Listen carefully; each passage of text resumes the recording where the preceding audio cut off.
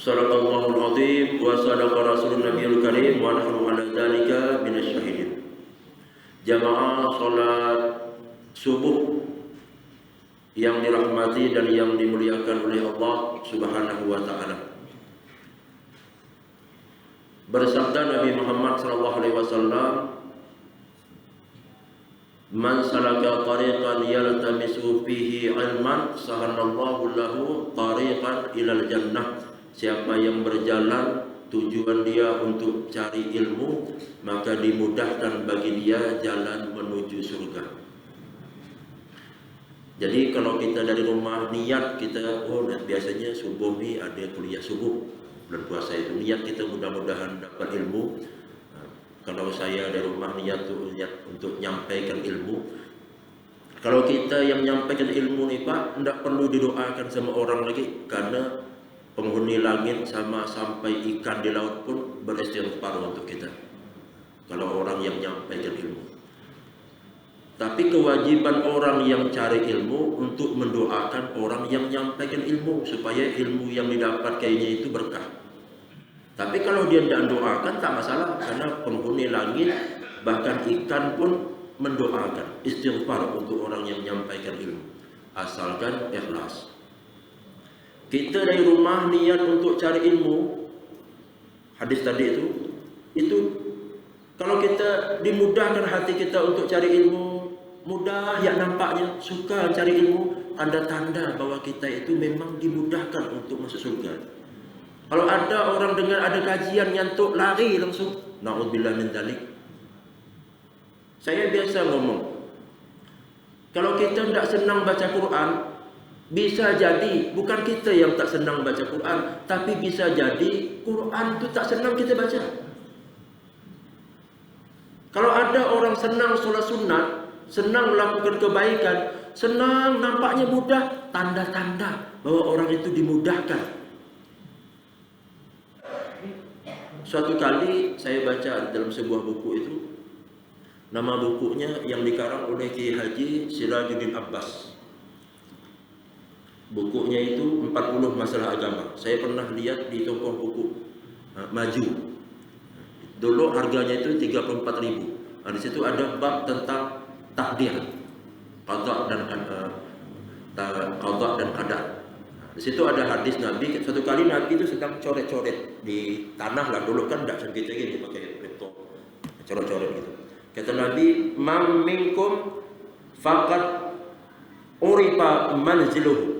Tidaklah di antara kalian itu telah diketahui kedudukannya, surga atau neraka. Saya ulang lagi.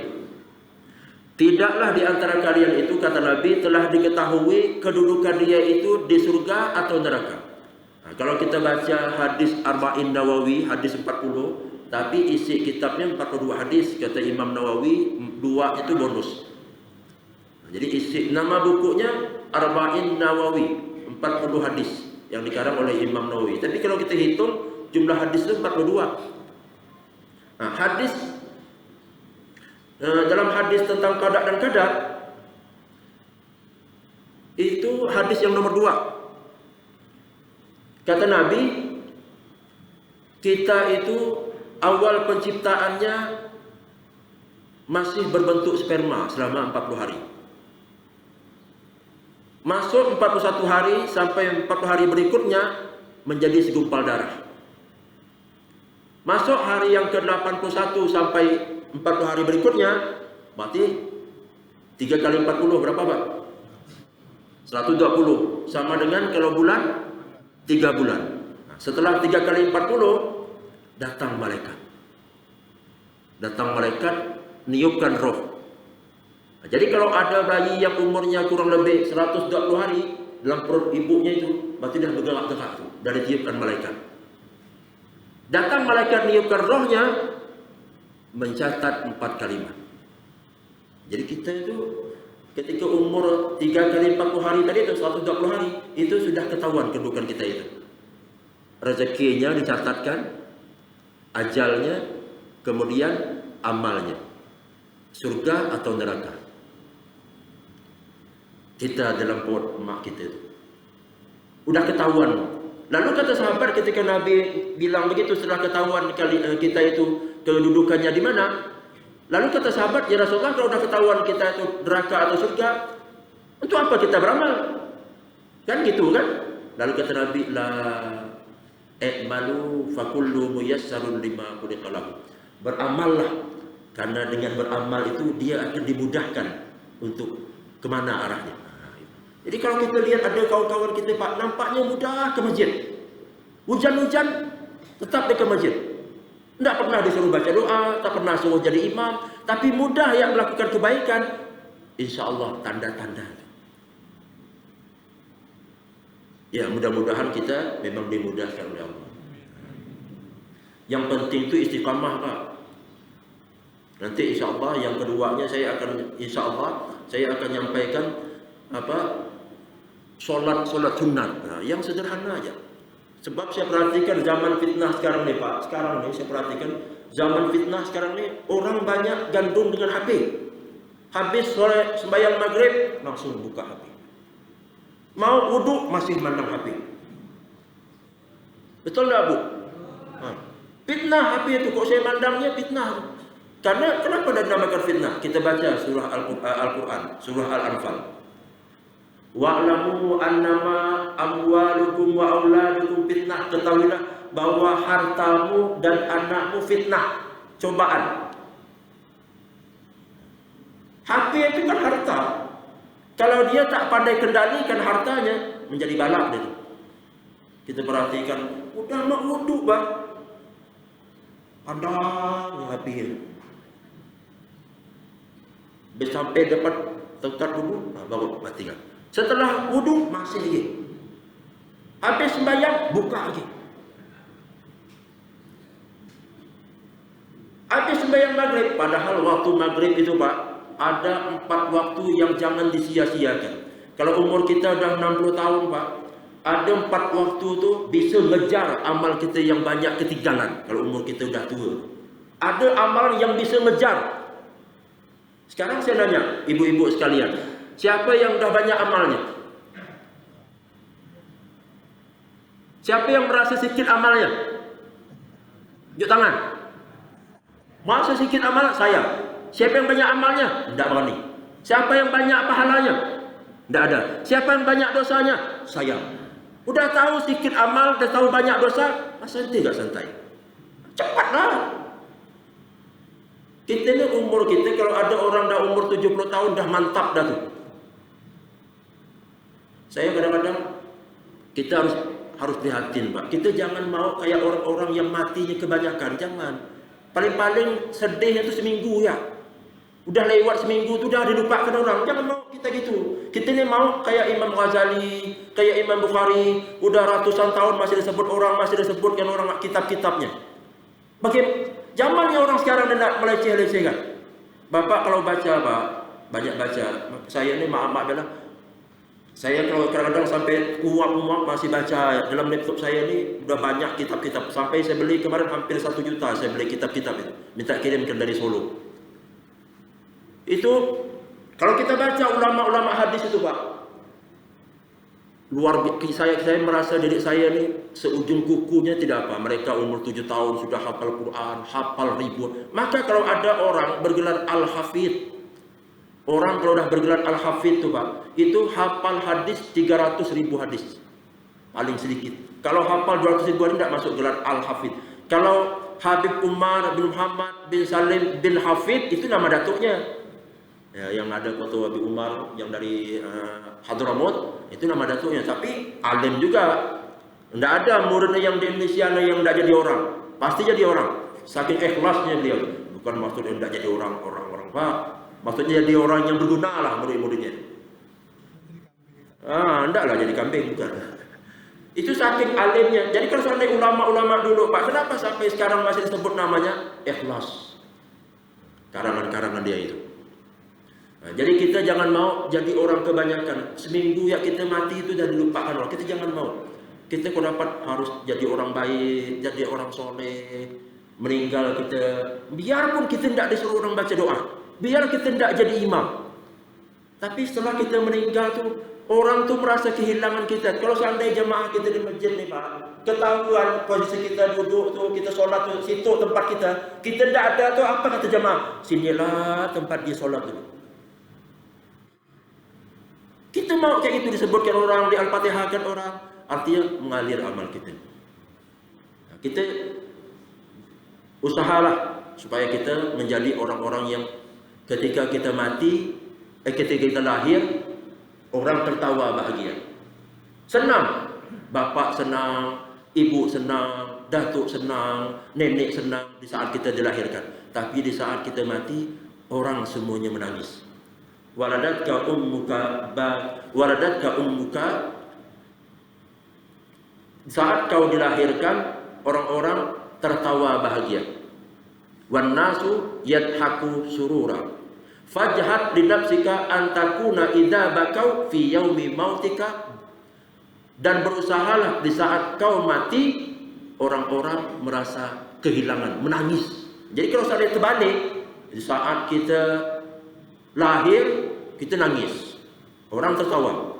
Tapi di saat kita mati, kita yang sedih, orang tertawa. Artinya apa, Pak? Senang, untung enggak dia dah mati, dah aman. Kita tidak mau kayak gitu. Kita di saat kita lahir, orang bahagia, kita nangis. Tapi di saat kita mati, kita nangis, kita tertawa bahagia, orang yang nangis. Itu artinya orang hebat. Kita berusaha, Pak. Mudah-mudahan kita dimudahkan oleh Allah. Intinya ikhlas, Pak. Ikhlas. Kalau amal tidak ikhlas, innamal a'malu binniyat, makanya ibadah puasa itu man shoma ramadhana, singkat ya hadisnya. Dalam hadis yang lain, man qama ramadhana, siapa yang berpuasa ikhlas, tujuan dia mencari ridha Allah, maka diampunkan dosa dia sepanjang tahun. Di saat kita umur baligh, di saat kita baligh, mulai umur 15 sampai sekarang ni, orang yang puasanya ikhlas, itu kata Nabi, diampunkan dosanya ma taqaddama min dzambi. Kalau puasa Arafah setahun yang lalu dan setahun yang akan datang. Kalau puasa Asyura setahun yang lalu. Tapi kalau puasa Ramadan diampunkan dosanya yang lalu-lalu. Berarti bukan setahun 2 tahun semenjak kita akhir balik. Siapa yang sembahyang tarawih itu diampunkan dosa yang lalu-lalu. Intinya ikhlas dan mencari ridha Allah Subhanahu wa taala. Semua amal itu ikhlas. Kalau tidak ikhlas sia-sia. Ya Pak ya? Ya Bu ya? Bu? Udah ngantuk Bu? Nah ini kata Pak Haji tadi sampai jam 7 nih. Tahan tak Bu? Tahan? Saya yang tak tahan Bu. Beliau. Baik. Puasa Ramadan ini Pak, saya tidak ingin kultum kita dapat pahala, tapi setelah pulang tidak ada yang kita bawa balik. Maka saya bawa ini supaya omongan saya tidak mutar-mutar. Ya Bu ya? Ya Pak ya? Puasa Ramadan ini Pak, satu-satunya umat yang masih melaksanakan ibadah puasa. Umat kita ini lah. Kita harus bangga. Maka bunyi ayatnya dibaca Pak Imam tadi itu, kutiba alaikumus, bunyi kalimatnya kutiba, bukan wajibah. Inilah yang namanya kalau kita tadarus. Tadarus itu bukan baca, dia baca, kita dengar, kita baca, dia dengar. Itu namanya simaan. Tadarus itu mengkaji. Mengkaji ayat, mengkaji huruf. Bunyi kalimatnya kutiba, kan kataba. Kataba itu artinya menulis. Tapi mengapa diartikan diwajibkan? Kenapa Allah nak menggunakan kalimat wajibah, tapi menggunakan kalimat kutiba? Lalu diartikan diwajibkan, padahal ditulis artinya. Kayak kalimat alif lam mim zalikal kitab. Zalika itu artinya itu Pak. Tapi kenapa diartikan inilah kitab? Tapi kenapa diartikan itu? Padahal tulisnya zalikal kitab la raiba fi hudal lil muttaqin. Itulah kitab. Tapi diartikan inilah kitab. Sebenarnya harus kita kaji. Kayak dalam Al-Quran itu banyak menggunakan kata laqad khalaqtul jinna wal insa. Manusia artinya. Tapi kenapa menggunakan kalimat insa? Qul a'udzu birabbin nas. Kata nas, apa bedanya nas dengan insa? Ins. Misalnya lagi Bashar, surah Al-Kahfi, menggunakan kata Bashar. Ma'ana basyarum misluk. Aku ni kata Nabi manusia, menggunakan kata Bashar. Apa bedanya? Itu harus kita kaji. Makanya Pak, dalam Al-Quran ni luar biasa. Kalau kita mau mengkaji, kata Imam Ali, kalau seandainya aku mau, kata Imam Ali ni, kalau aku mau untuk mentafsirkan surah Al-Fatihah itu, maka akan dibawa oleh 70 ekor unta. Al-Fatihah ya. Maka kalau kita belajar tafsir Ibnu Katsir Pak, itu kata orang-orang, kata ulama, tafsir Ibnu Katsir itu tafsir terbaik. Saya baca sejarah bagaimana Ibnu Katsir itu setelah tafsir Qurtubi. Tafsir Qurtubi itu di atas, bawah lagi tafsir Ibnu Katsir, bawah tafsir Tabari. Tafsir bagaimana Pak cara mereka itu mentafsirkan surah? Kalau kita baca ya, kita baca ya sampai letih surah Al-Fatihah itu. Bagaimana dia nulis? Itu kan pakai laptop, pakai tangan. Kita sekarang tinggal baca ya, masih tak mau baca. Kalau kita mau mengkaji Pak, sayangnya kita ni orang Islam ni, maaf-maaf ya lah, tempat saya malas orangnya. Maaf-maaf Pak, tak tahu di sini. Sini ada kajian tak? Ada ya?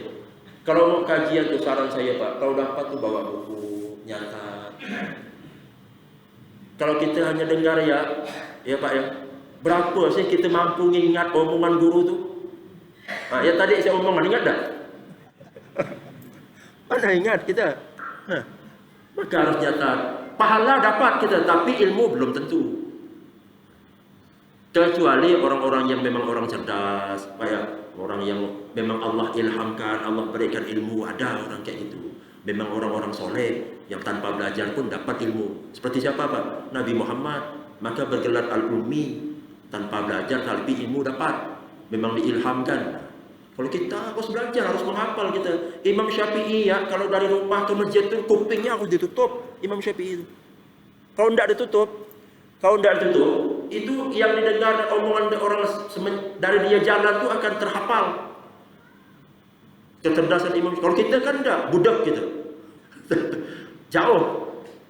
Kenapa? Memang Allah berikan kealiman, memang tanda-tanda seperti itu. Coba Bapak baca bagaimana Imam Nawawi yang mengarang yang saya bilang tadi, kitab Al-Adhkar, bagaimana kesolehan mereka, wara, menjaga barang-barang yang syubhat, bukankan haram, yang syubhat dijaga. Kalau kita kan tidak menhantam ya. Dah tahu kita sogok-nyogok itu tidak boleh. Ketika musim kampanye, terpampang papan-papan tertulis, dilarang menerima suap. Tapi ada orang bawa duit 250, ambil lah. Belikan pulsa, belikan makanan, belikan es cendol, masuk dalam perut semua. Tidak boleh halal haram. Ini na'udzubillah min dzalik. Ya ayyuhalladzina amanu kutiba alaikumusiyam. Kalimatnya menggunakan kalimat kutiba, tapi bukan wajibah. Diwajibkan bagi kalian berpuasa sebagaimana telah diwajibkan kama kutiba alal ladzina min qablikum la'allakum. Kalimatnya la'allakum tattaqun lagi. Bukan pasti bertakwa, mudah-mudahan kau menjadi orang yang bertakwa. Artinya orang yang berpuasa belum tentu jadi orang yang bertakwa. Berusaha kita Pak supaya jadi orang yang bertakwa. Tanda-tandanya orang diterima puasanya itu lihat ya, dari amal ibadah sehari-hari, dia istiqamah selama Ramadan sampai selesai Ramadan, istiqamah dia. Tanda-tanda Ramadan itu diterima. Kalau mau tahu Ramadan saya diterima ada ya. Tapi kalau tanda-tanda Ramadan kita naudzubillah tidak diterima, kita puasa ni nanti udah siang mikirkan nanti buka apa kita ni Pak Ji. Dah mikir buka. Ini puasa orang kebanyakan ni. Buka boleh, karena memang dilarang puasa wisol. Tapi jangan sampai itu menyebabkan kita tidak ikhlas dalam berpuasa. Ya Bu ya? Oke. Puasa Ramadan adalah puasa yang sudah sangat tua. Ibadah Ramadan ini Pak mulai diwajibkan 15 tahun setelah Nabi Muhammad menjadi Nabi. Ketika Nabi Muhammad 13 tahun di Mekah, Nabi Muhammad hijrah ke kota Madinah, Pas tahun kedua setelah hijrah turun ayat puasa. Ya ayyuhalladzina amanu. Ingat ya. Kapan diwajibkan puasa Ramadan? 15 tahun setelah Nabi Muhammad menjadi nabi, atau tahun kedua setelah hijrah turun ayat. Ya ayyuhalladzina amanu kutiba alaikumusiyam. Ya Pak ya. Setelah turun ayat, Nabi Muhammad setelah sholat asar, Nabi Muhammad mengumpulkan sahabat-sahabat. Apa tujuannya? Memantau bulan, muncul dah bulan tanggal 29 Sya'ban. Kenapa Nabi Muhammad harus nyuruh sahabat untuk tengok bulan? Padahal kayak sholat, Nabi Muhammad hanya nunggu malaikat Jibril ya. Turun malaikat Jibril ketika ada perintah buat sholat. Jibril tu turun ketika waktu zuhur, awal zuhur, turun. Imamnya malaikat Jibril, Nabi Muhammadnya makmum. Besoknya malaikat Jibril turun waktu yang akhir, waktu zuhur, dan seterusnya, asarnya. Jadi 5 waktu itu Jibril jadi imam, menunjukkan, kata Jibril, ya Muhammad, inilah waktu-waktu sholat. Waktu zuhur awalnya jam sekian. Kalau kita pakai matahari Pak, waktu zuhur tu misalnya kita berdiri ini, waktu zuhur. Kalau kita pas bayangan kita tu tidak ada nampaknya, pas di bawah kita, berarti belum masuk zuhur. Ketika agak geser sikit, nampak bayangan kita, ni tinggi segini, bayangan kita segini, berarti masuk zuhur. Lalu bayangan kita sama dengan benda ini, bayangan kita sama tingginya dengan bayangan kita, sama tinggi dengan bayangan, berarti masuk zuhur. Bayangan kita lebih panjang dari kitanya, berarti habis zuhur masuk asar. Itu maksudnya. Jadi waktu-waktu sholat tu malaikat Jibril yang menentukan. Tapi waktu puasa itu Nabi Muhammad ngajak sahabat. Waktu asar, lihat muncul tak bulan. Apa bunyi hadisnya? Sumu liru'yatihi wa aftiru liru'yatihi. Berpuasalah kamu kalau telah lihat bulan. Berbukalah kamu kalau telah lihat bulan. Artinya kalau kita mau tengok satu Ramadan tu kapan? Tengok ya bulan. Ini bedanya kalau kita Pak, bulan Januari atau bulan Muharram, Safar, Rabiul Awal itu namanya bulan. Bulan di langit namanya bulan. Bulan sikit namanya bulan. Bulan purnama bulan enggak? Perempuan tiap bulan datang? Bulan enggak? Tapi kalau bahasa Arab, bulan sabit itu namanya hilal. Sabit sikit itu hilal. Tapi kalau bulan-bulan itu namanya qamarun. Kalau bulan purnama itu namanya badrun. Muharram, Safar, Rabiul Awal itu namanya syahrun. Syahrul Ramadan alladzi syahrun. Bahasa Arab itu gitu. Sikit namanya hilal, muncul sikit. Bulan-bulan namanya qamarun, bulan purnama namanya badarun. Lalu setiap Muharram, Safar, Rabiul Awal itu namanya syahrun. Ada nama orang syahrun, berarti bulan artinya. Ya Pak ya? Lalu kata Nabi, berpuasalah kamu kalau telah lihat bulan. Jadi untuk menentukan satu Ramadan, lihat bulan. Untuk menentukan satu Syawal, pada tanggal 29 Ramadan, tengok bulan. Kalau muncul bulan, berarti Sya'ban hanya 29, masuk satu Ramadan. Tapi kalau tak muncul bulan, kata Nabi, berarti besoknya masih bulan Sya'ban. Sya'bannya 30 hari. Besoknya lagi, tak perlu lihat bulan. Begitu juga tanggal 29 Ramadan, tengok bulan. Fa'in ghumma alaikum, kalau bulan itu ditutupi awan, fa'akmilu Sya'ban salasina yauman. Kalau 29 Ramadan tak muncul bulan, berarti genapkan Ramadannya 30 hari. 31-nya berarti sudah masuk satu Syawal. Tidak ada Ramadan bulan awal, bulan Arab itu 31 dan tidak ada 28, 29 atau 30, 29, 30. Gitu caranya. Sekarang ni orang sudah ada namanya ilmu hisab. Ya Pak ya? Okey. Selanjutnya ayatnya.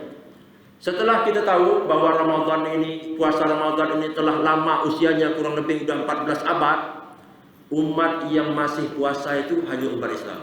Kalau umat yang lain, umat Nasrani, umat Yahudi, itu sudah mereka hapus, dan perintah puasa itu sudah mereka hapus. Tidak ada lagi. maka tidak ada lagi umat yang berpuasa, hanya umat Islam ya.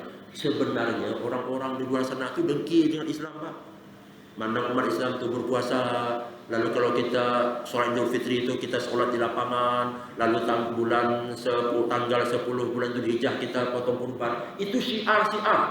Maka disunnahkan kalau kita motong di masjid, motong di itu syiar. Wa may yu'azzim sya'airallah fa innaha min taqwal qulub. Siapa yang mengagungkan syiar-syiar Allah, itulah tanda ketakwaan hati. Benar, kita harus bangga tentang Islam itu. Oke, lanjut. Ayyaman ma'dudat.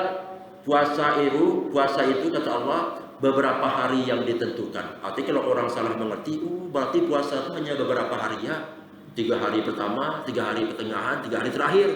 Bukan gitu maksudnya. Artinya ayyaman ma'dudat, 1 bulan di bulan Ramadan. Hadis Nabi yang jelaskannya. Ya Pak ya? Faman kana minkum maridan, siapa di antara kalian yang sakit, nah, baru ada penjelasannya. Jadi orang yang boleh tidak puasa itu, saya ulang lagi, orang yang boleh tidak puasa dalam Al-Quran ada 4. 1, orang kafir. Dari mana bunyi ayatnya? Ya ayyuhalladzina amanu, hai orang-orang yang beriman. Artinya kalau ada orang tidak puasa berarti mungkin bisa jadi dia orang kafir. Enggak Ustaz. Kawan saya tidak puasa, mungkin dia kafir. Tidak Ustaz, dia muslim. Oh, jangan dia sakit. Tidak Ustaz, dia sehat. Mungkin dia lagi bepergian. Tidak kemana-mana dia. Mungkin dia masih kecil, badannya besar. Itu maksudnya. Ya Pak ya? Nah, pertama, orang yang dibolehkan tidak puasa itu adalah orang kafir.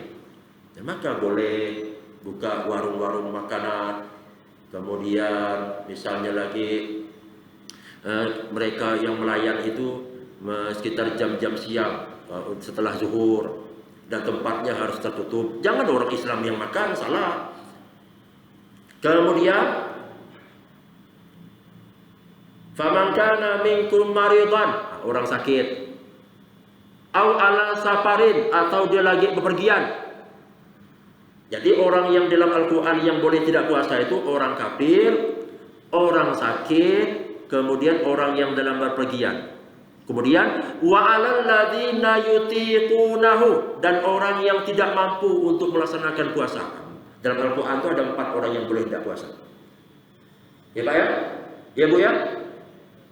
Saya ulang lagi, orang kafir, orang sakit, orang musafir, orang yang tak mampu berpuasa.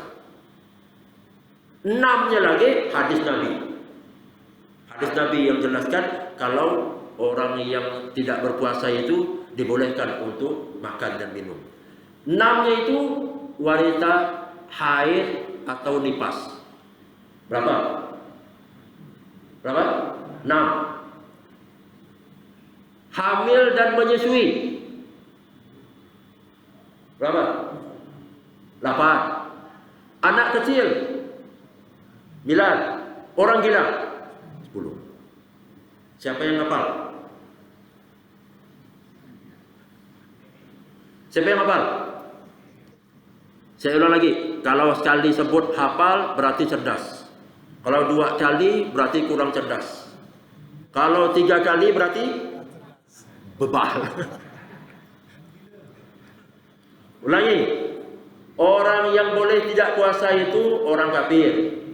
Kemudian orang sakit, orang bepergian, orang yang tak mampu. 4. Kemudian nifas dan haid. Berapa tuh? Hamil dan menyusui. Anak kecil. Kemudian 10. Siapa yang mampu nyebutkan? Angkat tangan yang mampu nyebutkan. Ada? Ayo Pak. Ya, sebutkan.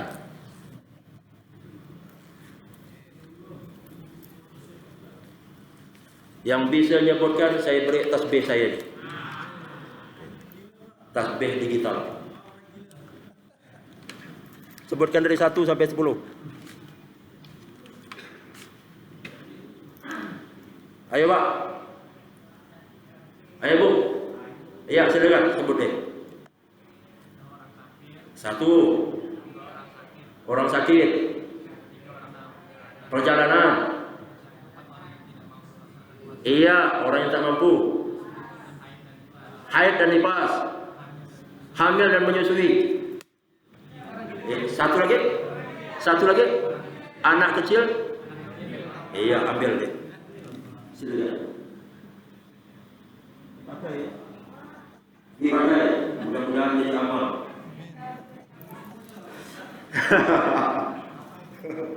Ibu-ibu lama. Dah 1 jam. Saya jelaskan. Yang namanya orang tak mampu itu bukan sakit panau. Yang tak mampu itu orang tua yang memang tidak kuat untuk berpuasa. Ya Pak ya.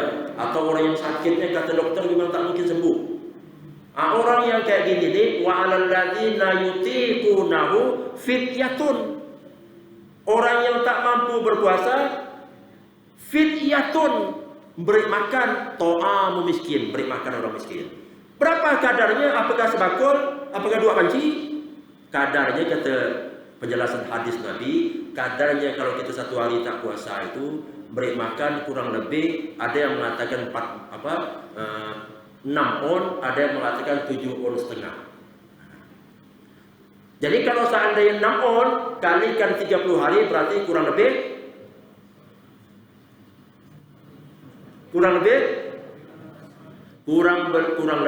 18 kilo. Kalau seandainya kita biasa makan beras harga 13.000, kalikan 30. Berikan sama orang miskin. Boleh orang miskin itu 1 ya, atau boleh jumlah orang miskin itu 30 orang. Sunnah dengan lauknya. Boleh tidak pakai lauk? Nih Pak, ada datuk saya tak mampu puasa 30 hari. Ini makan beras ya Bapak, tidak pakai lauk, kayak ayam. Kalau seandainya kita makan, misalnya kita makan harga beras 13.000, kalikan misalnya 300.000, 200.000 itu lauknya. Ya Pak ya. Gitu juga kalau kita sakit, sakitnya tuh misalnya cuci darah yang tak mungkin sembuh. Kalau sakit demam, ada orang nanya saya sakit Pak Ustaz, masuk rumah sakit 3 hari. Tapi setelah Ramadan sembuh, berarti qada puasa dia. Sudah, mau qadanya hari Minggu kan, pokoknya 11 bulan tuh pilih ya hari apa yang mau dia. Paham Pak ya? Oke. Kemudian orang yang sakit tadi itu kan, ayyaman ma'dudat faman kana minkum maridan. Adapun orang yang sakit atau orang yang bepergian, perginya itu bukan dari rumah ke pasar, ke mall. Ini perginya jaraknya kurang lebih 2 marhalah. Kurang lebih 85 kilo. Mungkin dari sini ke Singkawang. Meskipun kita punya helikopter sampai ke Singkawang hanya 15 menit ya. Itu yang diukur bukan waktu tapi jarak. Orang yang kayak gini meskipun dia kuat, dia boleh untuk tidak berpuasa. Ganti puasanya kalau tidak puasa itu berapa hari. Misalnya perjalanan dari sini ke Singkawang 1 hari tidak puasa, nanti setelah Ramadan ganti. Paham ya? Oke. Sekarang kalau dia sakitnya sembuh kayak demam, itu juga sama dengan mengganti di luar Ramadan. Wanita haid atau nifas, ini dia harus mengqadha, mengganti puasanya. Ganti. Kemudian kalau dia hamil atau menyusui, ini baca ya buku terjemahan. Saya tidak menyebutkan buku-buku Arab, buku terjemahan. Terjemahan nama bukunya silakan Fathul Gharib. Beli ya, saya suka beli buku di toko buku maju di menara itu, di depannya banyak parkir. Tanya ya sama Mi yang jual. Mi, saya mau cari buku terjemahan Fathul Gharib. Dibaca sendiri. Wanita hamil dan menyusui. Kalau dia hamil atau menyusui, takut bayi dia, kalau dia berpuasa lalu bayi tidak sehat, kewajiban dia 2. Ibu-ibu nih, bapak-bapak nih harus tahu juga. Ya, baca aja buku itu. Karena buku itu 2 jilid. Ada sampai bab sholat atau bab apa itu jadi yang satu. Yang satu lagi sampai bab zakat sampai terakhir. Enggak mahal harga buku. Jangan suka buka Google, nanti tak ada guru, tak ada kiai. Kalau kita buka buku Pak, kita fatihahkan sama yang pengarangnya, dapat pahala, ilmu berkah. Kalau dia hamil atau menyusui, kalau dia kewajiban, kalau dia khawatir anaknya atau bayinya, dia khawatir, maka kewajiban dia dua, mengqadha dan membayar. Tapi kalau dia khawatir diri dia ya, kalau dia puasa dia khawatir diri dia ya, satu kewajibannya yaitu mengqadha. Di buku itu, baca buku itu. Nah, kalau kita baca buku Fathul Qorib, ibu beli lagi buku Fathul Mu'in yang 2 jilid juga lebih tebal dari itu juga. Kalau ibu baca lagi yang lebih tebal 4 jilid I'atul Talibin, itu juga. Dia tingkatan fikih ini, kalau yang untuk anak-anak ibtidah itu nama bukunya Mabadi' Fiqhiyah. Naik sedikit Sulamut Taufik, naik lagi kitabnya Fathul Qorib, naik lagi Fathul Mu'in, naik lagi I'atul Talibin, naik lagi Syarah Muhadzab, kitab induk, kitab Al-Um. Nah, itu berapa jilid mungkin berbulan-bulan dah selesai kita membacanya sendiri. Tapi kalau belajar lebih lama lagi. Kemudian yang ke-9, anak kecil. Jadi kalau ada anak kecil memang tidak wajib berpuasa, tapi dilatih supaya setengah hari ya cukup dah mereka berpuasa. Besok itu lagi supaya apa? Terbiasa berpuasa Ramadan. Kemudian yang ke-10 adalah orang gila. Paham ya? Ada 10 orang yang boleh tidak berpuasa. Kita harus ketentuannya harus tahu. Jangan sampai kita tidak paham, orang Islam dah bertahun-tahun kita tapi masih tak paham, masih nanya lagi. Ya. Oke. Sampai sini ada yang mau tanya enggak? Nah, kalau enggak saya lanjutkan. Ayo silakan. Waalaikumsalam warahmatullahi wabarakatuh.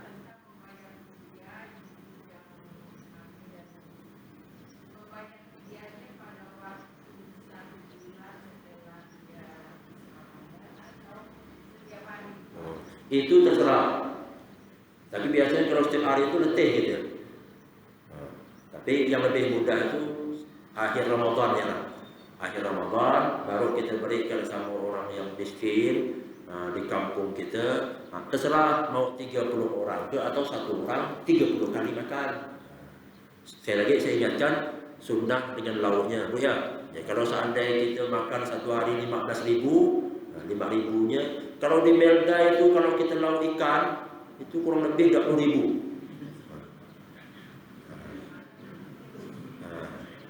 Jangan pelit-pelit amat, lauk tempe, sambal, ubi, pelit nak masuk surga, pelit. Saya tak mampu Ustaz nak ngasih orang. Yang nama orang tak mampu, dia tidak puasa, dia tidak mampu, tidak wajib. Apa sampai berhutang? Boleh tidak aku hutang nak bayar fidyah? Nyusahkan diri. Tidak mampu, ya udah saya mengeluarkan apa-apa, diam ya. Malahan dia dapat zakat. Itu bang, hukum agama itu simpel, mudah. Tapi jangan dimudah-mudahkan. Memang kalau kita tidak mampu, ya udah jangan sampai nak berhutang sana sini untuk bayar fidyah. Diam ya, nanti dia akan dapat zakat. Ya Bu ya, ya Pak ya. Hukum agama itu mudah. Kata Allah, ya di Al-Quran, yuridullahu bikumul yusra, wala yuridu bikumul usra. Allah itu menginginkan kemudahan, bukan menginginkan kamu itu susah. Agama kita ini, sekali lagi kita ini harus bangga Pak, kalau kita mengerti dengan agama kita. Dan bisa dipastikan tidak ada orang yang keluar dari Islam kecuali 2. Kalau ada orang murtad dari Islam itu kecuali 2, salah satu di antara 2. Orang bodoh dengan agamanya atau orang lapar. Sogok dengan Indomie gula murtad.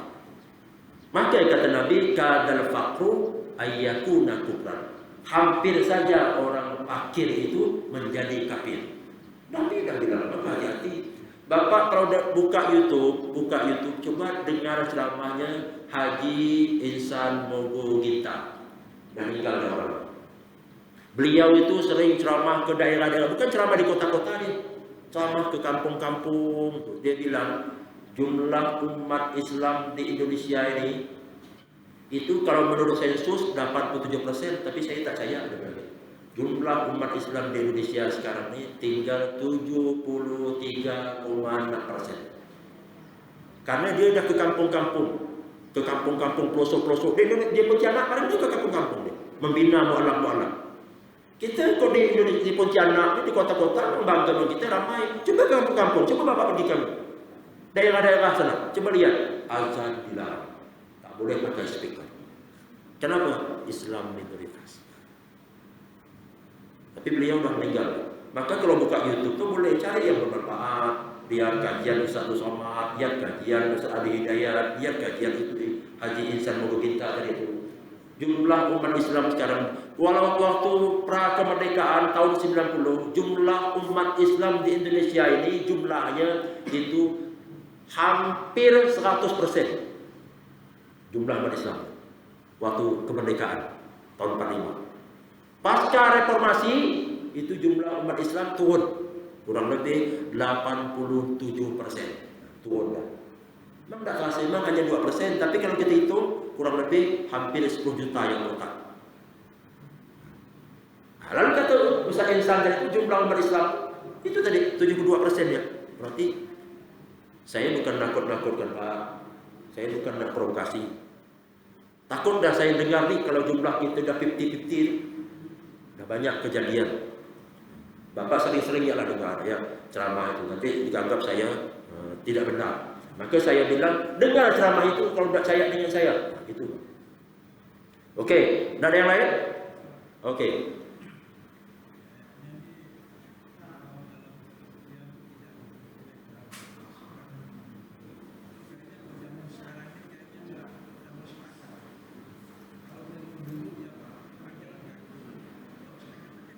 Iya.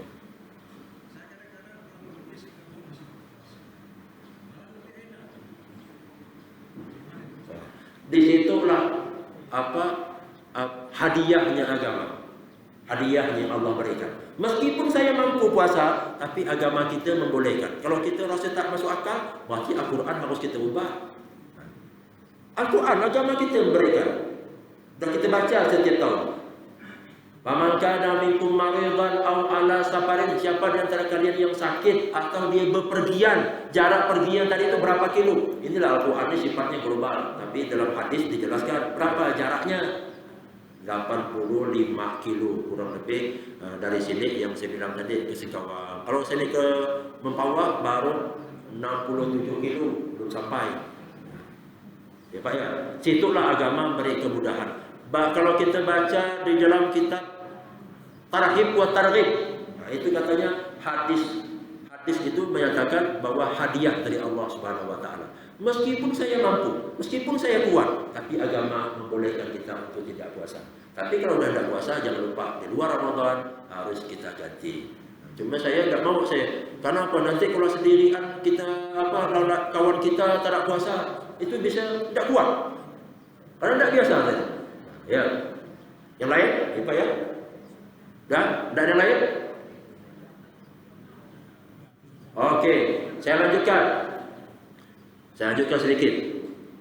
Ini yang tidak kalah pentingnya yang mau saya sampaikan. Pertama tadi puasa, yang kedua masalah zakat. Perhatikan Pak, Bu ya, jangan sampai tertidur.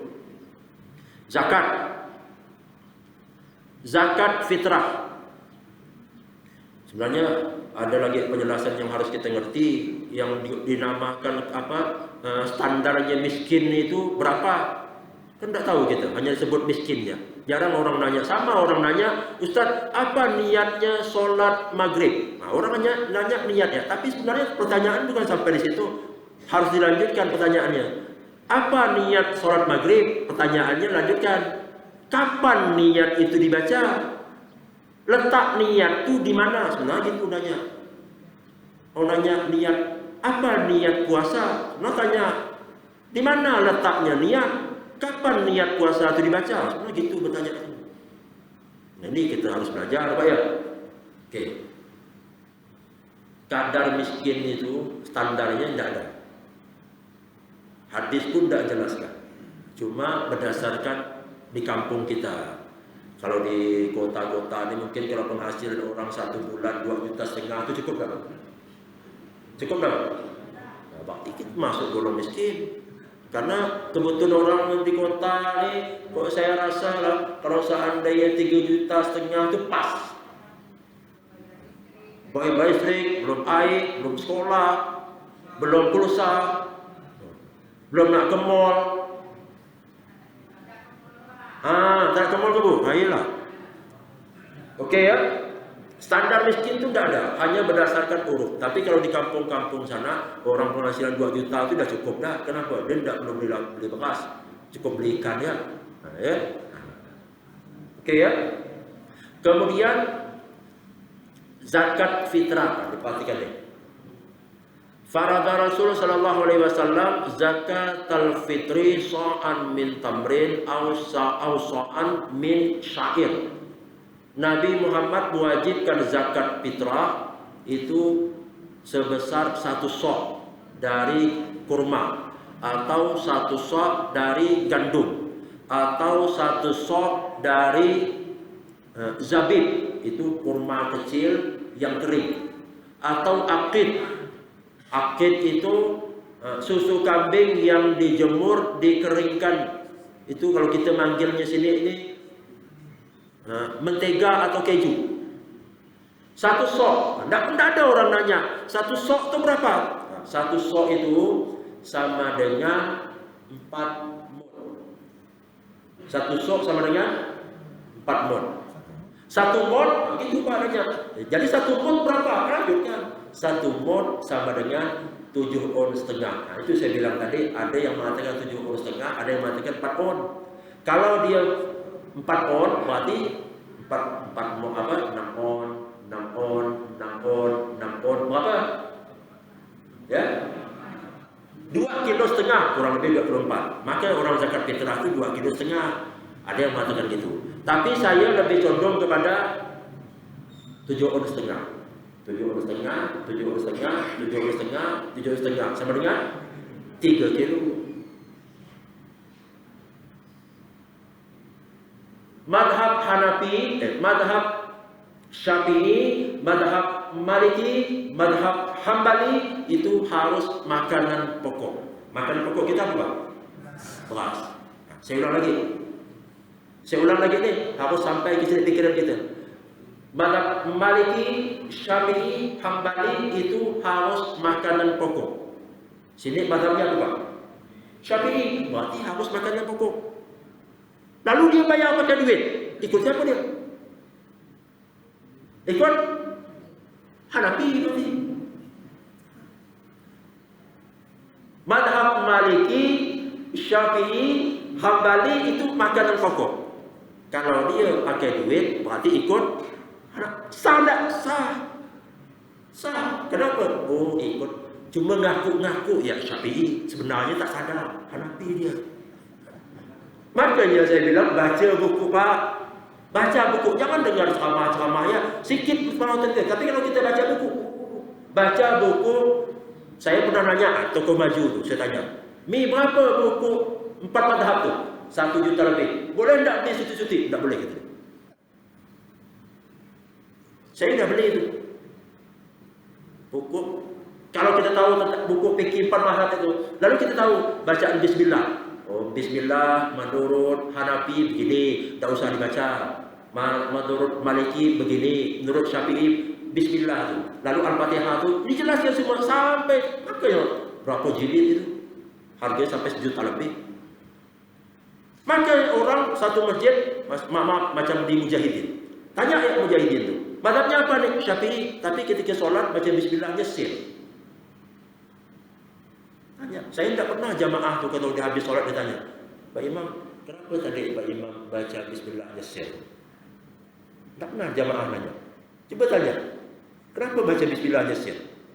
Kalau sir itu mazhabnya Hambali. Kenapa dia sir? Di Mekah ya sir, Pak. Mekah itu mazhabnya Hambali, tidak pakai kunut.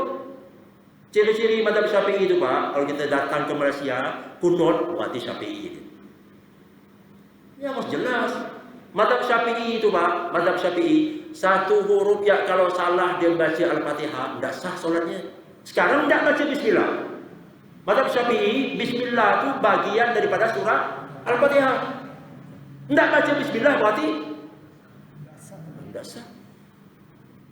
Makanya bukan berarti saya Syafi'i paling benar, yang lain tak benar, tak. Tapi kita harus jelas, Pak. Jangan rancu kita.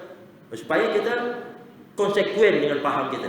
Sentuh laki perempuan Syafi'i batal.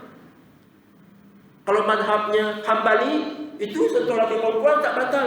Baru batal kalau syahwat. Lihat ya orang di Mekah, tawaf kan ada perempuan yang sentuh tidak batal, secara tak langsung kita ikut sana. Begitu juga masalah zakat ni. Boleh kita pakai duit, tapi secara tak langsung kita ngikuti madhabnya Hanafi. Nisabnya Hanafi dengan Syafi'i beda. Jangan ngikut Syafi'i, tapi ketika zakat pakai duit, nisabnya Syafi'i. Wah ini campur aduk ni. Nisabnya Hanafi, kalau kita kan tadi ada 2,5 kilo. Kalau dia pakai apa? Syafi'i. Tapi kalau dia pakai duit, nisabnya Syafi'i dengan Hanafi itu beda. Nisabnya Hanafi itu nisabnya 3,8 kilo. Kalikan pakai duit. Genapkan 4 kilo. Berarti kalau seandainya 13.000, kalikan 4 kilo. Itu nisabnya Hanafi.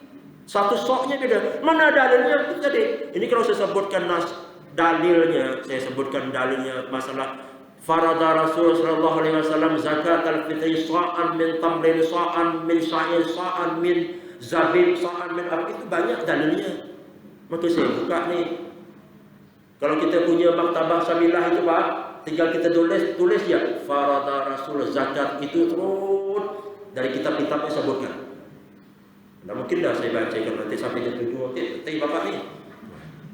Saya kalau kita ngomong ni Pak, tahan orang yang dengar kalau letih. Belonjor dah. Saya kita ngomong ni tak sadar. Orang yang dengar kalau letih. Padahal yang ngomong lebih letih lagi.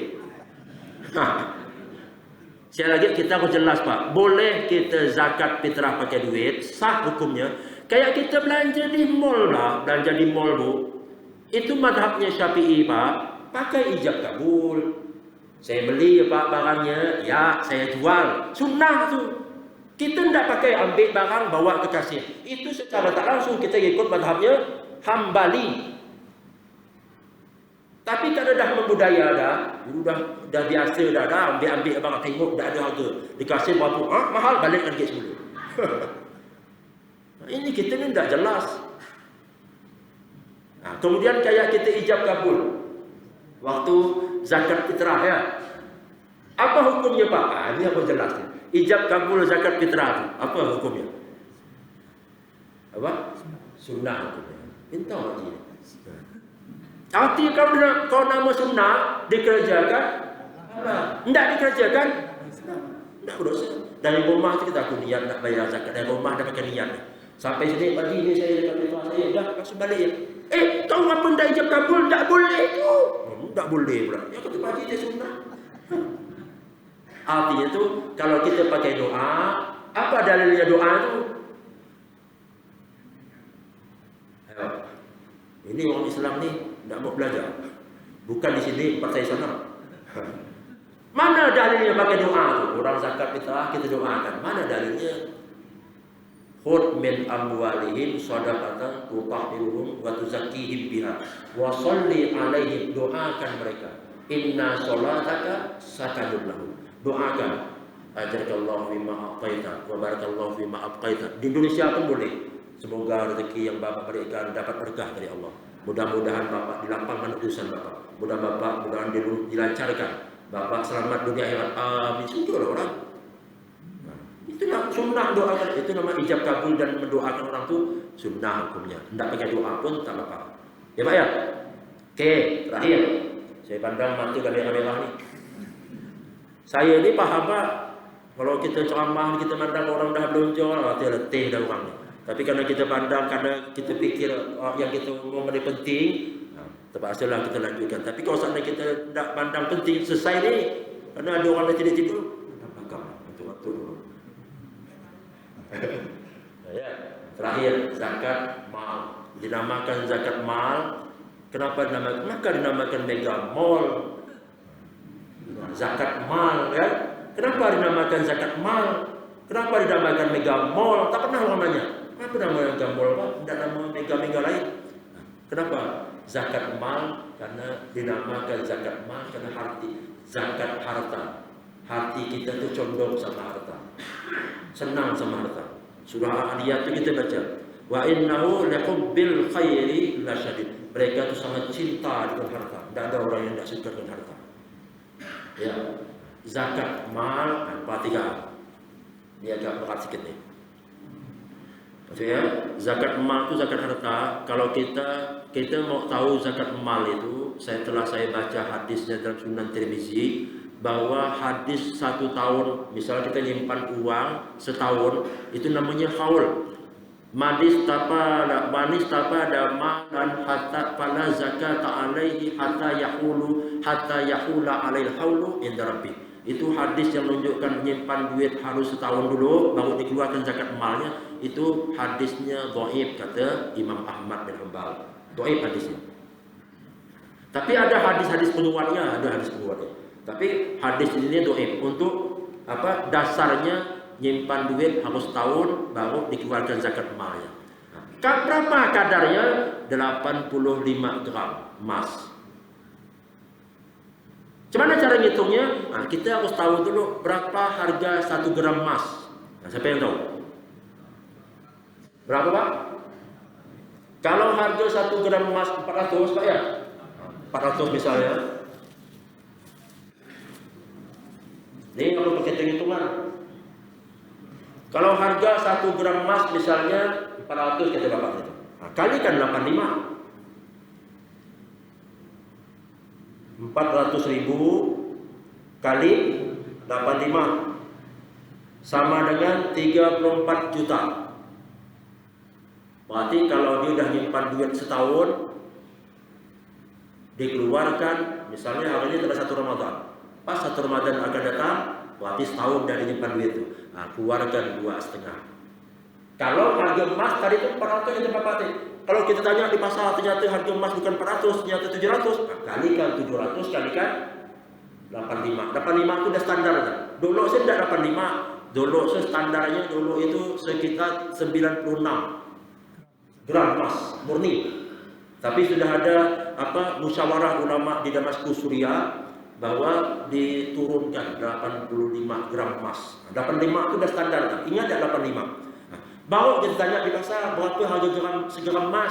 Baru kita tahu dikalikan. Kalau kata Bapak tadi 400, kalikan 85. Ternyata hasilnya 34 juta. Orang yang dah nyimpan duit 34 juta tidak dikeluarkan, ancamannya banyak.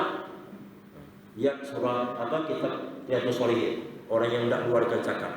Baca surah At-Taubah. Surah At-Taubah ayat 103, 104. 34, 35. Itu nanti saya lihat kenapa orang yang tak bayar zakat itu kata Allah Subhanahu wa taala akan disetrikakan dahinya, disetrika lambungnya, disetrika punggungnya. Saya mikir kenapa lah dahinya, lambungnya, punggungnya.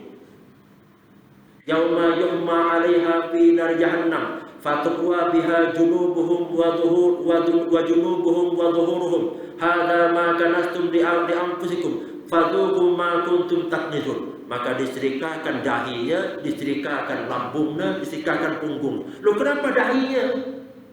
Saya kok kenapa Al-Quran ni kok dahinya, kok enggak orangnya, kok dahi dia yang disetrika? Kenapa, Pak? Jawabannya kenapa dahinya luar biasa. Kita tak pernah nanya. Saya nanya kenapa gini. Ternyata orang ni Pak, kenapa dahi dia? Ada orang miskin berkerut dahinya. Maka dahi untuk setrikakan dengan harta. Kita mengumpulkan harta yang kita kira harta kita itu nanti akan buat kita kekal. Baca ya surah wailul likulli humazatin alladzi jama'a malau. Orang yang mengumpulkan dan ngitung-ngitungnya. Diancam surah itu. Jadi gitu caranya zakat mal. Jadi kalau seandainya sudah 34 juta, kalau seandainya kita tidak pakai dana setahun tadi itu, berarti setiap bulan harus dikeluarkan. Berarti kalau 34 juta dibagi 12, berapa? 34 juta dibagi 12. Berarti kalau penghasilan dia sekitar 2,8 juta, kena dia keluarkan 2,5%. Berarti kalau penghasilan dia 2,8 dikeluarkan 2,5%, berarti berapa? 500? Enggak sampai Pak. Enggak sampai. Caranya dikali 2,5 dibagi 100. 70.000. Enggak besar. Itu kalau tiap bulan. Tapi kalau 70.000 kita keluarkan sampai 12 kali dalam setahun, berarti kali ya 70 dikali 12.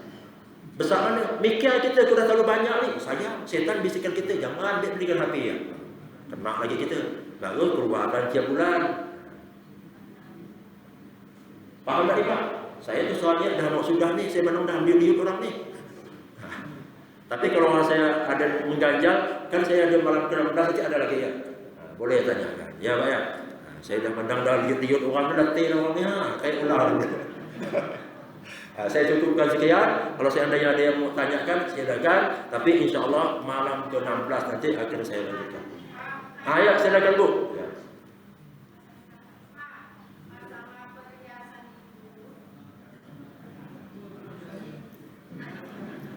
Pak mau tanya Pak, tadi masalah ini tentang perhiasan Pak, karena ibu-ibu yang termasuk golongan ini Pak.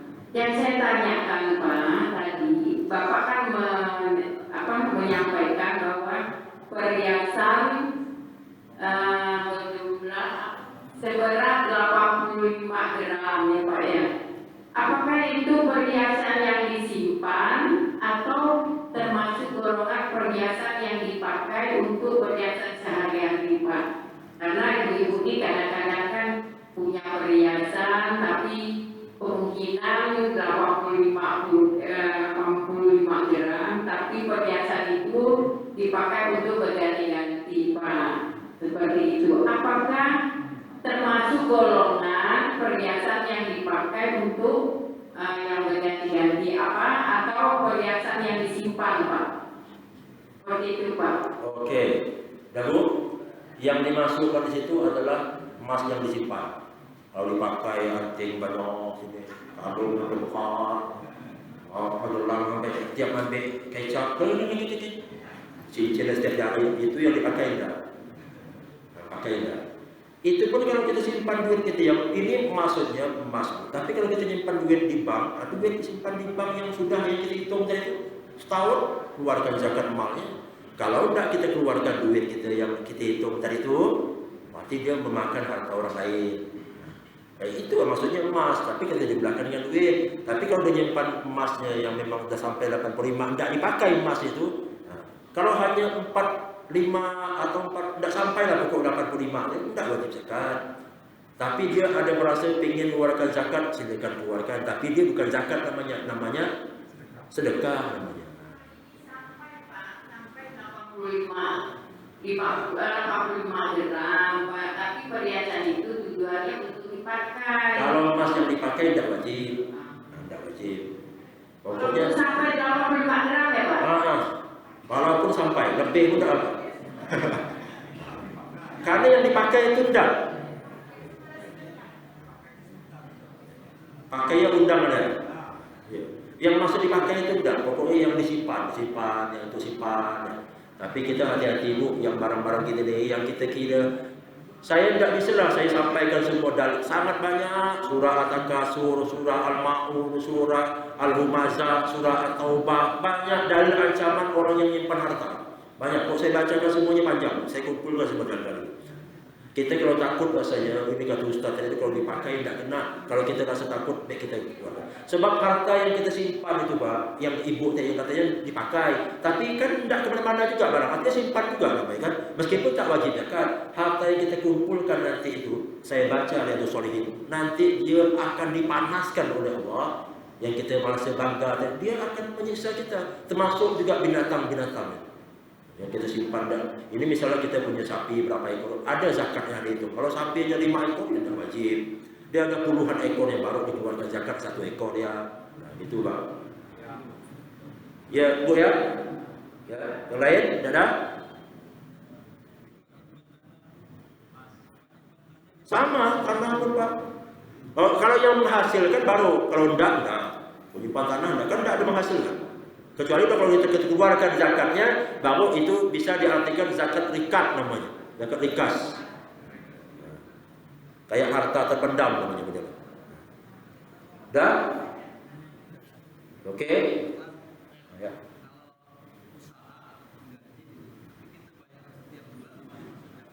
Kalau zakat usaha itu namanya zakat perniagaan. Zakat perniagaan.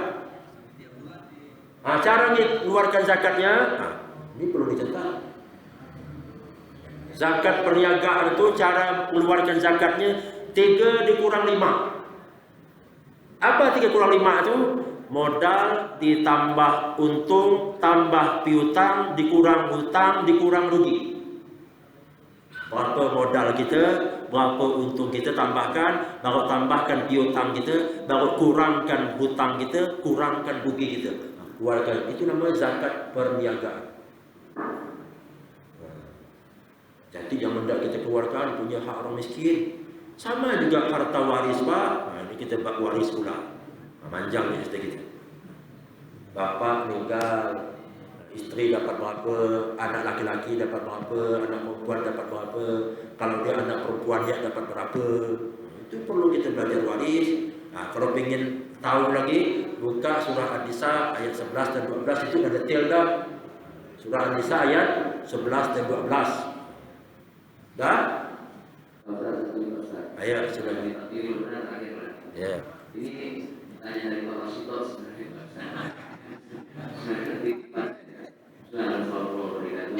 Salam. Ini saya itu teringat, cuma saya karena bukan ahli hadis, beliau hadis terus saya sebagai saksi. Saya pernah membaca hadis di suatu saat Aisyah itu dia memakai adalah Rasulullah memakai cincin dari emas dari semacam tembaga logam lah logam tidak besar, tidak sampai 85 gram. Lalu Nabi Muhammad bertanya, sudah berpuluhan tanggung kancingnya, padahal waktu itu sedang pakai, baru pakai. Jangan engkau nanti dibakar dengan. Nah, di sini timbul khilaf para ulama yang saya baca tentang kewajiban kapan mengeluarkan zakat itu. Ada yang katanya kaumnya itu tadi 1 tahun, tapi tidak perlu juga karena mengacu kepada hadis ini tertahu artinya. Ketika kita membeli ada harta, nah sejatinya dia pernah dikeluarkan mengacu kepada pendapat itu. Nah ini sebenarnya bagaimana? Bukan apa saya ini kadang-kadang sering berliga bahasa itu kan, takut ya. Angka itu, nanti mau juga. Kalau benar hadis itu, saya sekali lagi masalah hadis itu saya baru dengar dari Bapak. Kalau seandainya ada hadis itu, pastilah kita belajar namanya mengkontradiksikan hadis yang satu misalnya masalah tidak batal satu perempuan, yang satu katakan yang mengatakan batal. Bagaimana cara mensinkronkan hadis yang tidak atau yang berlawanan gitu. Nah, sama yang kita bapak tadi itu. Kita lalu ada namanya dalam Al-Quran nasih mansukh. Ada namanya yang menghapus dan yang dihapus. Dalam memahami masalah ini pastilah ada ijma ulama. Keputusan ulama yang menjelaskan kalau seandainya ada hadis yang satu belum sampai nisabnya tapi sudah harus dikeluarkan, yang satu ada nisabnya harus dikeluarkan. Nah, bagaimana cara mensinkronkannya? Itu masalah hadis Nabi bisa jadi untuk kehati-hatian. Karena misalnya kita tidak bisa ikut Pak.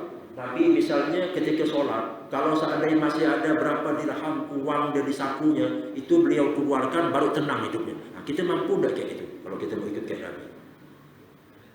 Ketika sholat, Nabi itu teringat di rumah dia masih ada berapa keping emas, itu cepat dirham uang, itu cepat beliau keluarkan supaya tenang ibadahnya. Kalau kita kan tidak bawa tenang kalau ada megang duit. Kita tidak bisa ikut. Nah, kalau seandainya kayak kita pakai itu tadi, berarti setiap kali kita membeli barang harus kita keluarkan. Kok saya lebih kepada ikut yang standar yang dikeluarkan ulama.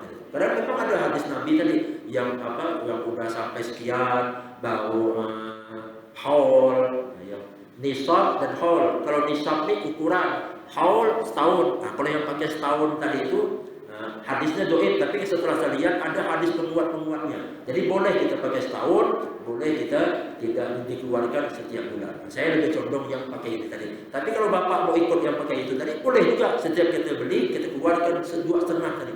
Itu lebih hati-hatian. Kenapa harus pakai itu?